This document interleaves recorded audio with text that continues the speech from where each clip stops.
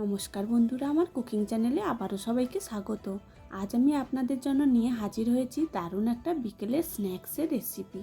আজ আমি আপনাদের খুব সহজেই বানিয়ে দেখাবো একদম রেস্টুরেন্টের মতো পারফেক্ট ক্রিসপি চিকেন, যেটা বানানো খুবই সহজ, খেতে কিন্তু একদম রেস্টুরেন্টের মতো হবে। ক্রিসপি চিকেন বানানোর জন্য বোনলেস চিকেনের প্রয়োজন, তাই আমি এখানে একটা মুরগির বুকের অংশ নিয়ে নিয়েছি। এটার মধ্যে হাড়ও থাকে না আর অনেকটাই মাংস পাওয়া যায়। খুব ভালো করে ধুয়ে পরিষ্কার করে জল ঝরিয়ে নিয়েছি। তারপর একটা ছুরি দিয়ে চিকেনটা দুটুকরো করে নেব, সরু সরু লম্বা লম্বা করে কেটে নেব।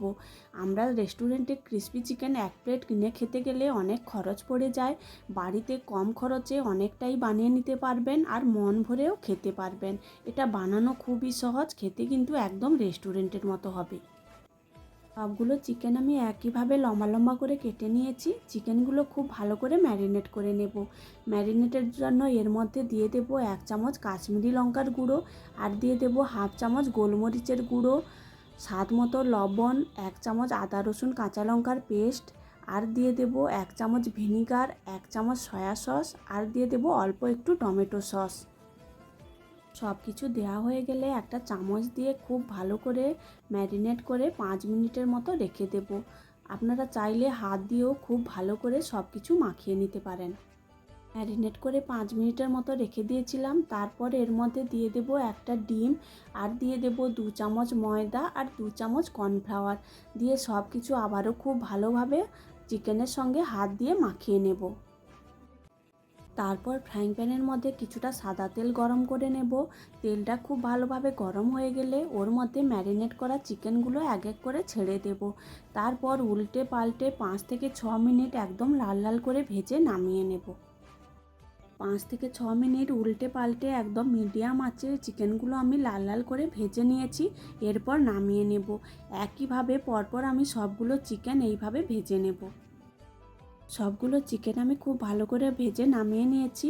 ফ্রাইং প্যানের মধ্যে অল্প একটু তেল রেখে বাকিটা আমি কমিয়ে নিয়েছি।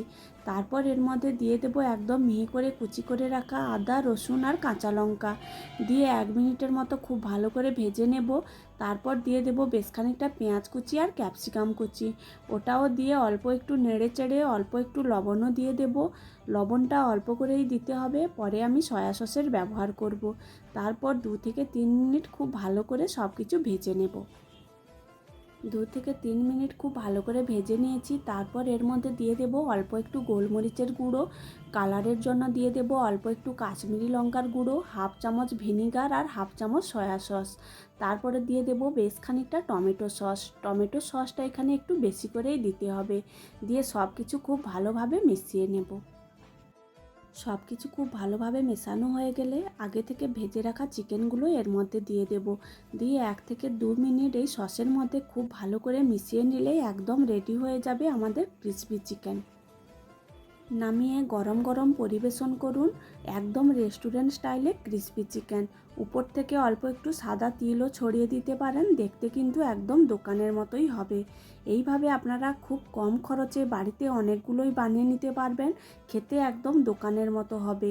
ভিডিওটি ভালো লাগলে লাইক কমেন্ট শেয়ার ও আমার চ্যানেলটা সাবস্ক্রাইব করে দেবেন।